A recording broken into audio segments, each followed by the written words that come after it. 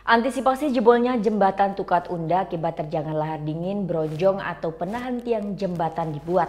Sebanyak 7 bronjong disiapkan dengan ketinggian 50 cm. Tukat Unda adalah salah satu aliran sungai yang terkena dampak pasca Gunung Agung mengeluarkan lahar dingin.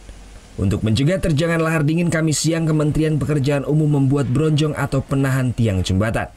Bronjong dibuat setinggi 50 cm dengan menggunakan material bebatuan besar di jembatan sungai yang berada persis di Jalan Bypass Ida Bagus Mantra. Saat ini pengerjaan bronjong sedang dikebut dan ditargetkan rampung dalam beberapa hari ke depan.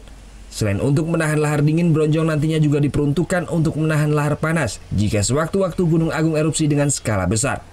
Dari pengalaman erupsi tahun 1963 silam, Sungai Tukat Unda merupakan salah satu aliran sungai yang dilewati lahar panas. Terus tujuannya untuk apa ini, Pak? Menangani erupsi gunungnya untuk mengamankan tiang jembatan. Rencana mau dibangun berapa? Saya 7 bronjong.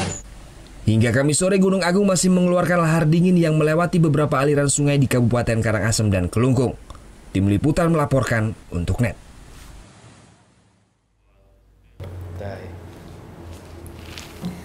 Udah selesai kan nontonnya? Nah, jadi jangan lupa buat like, komen, dan subscribe ya.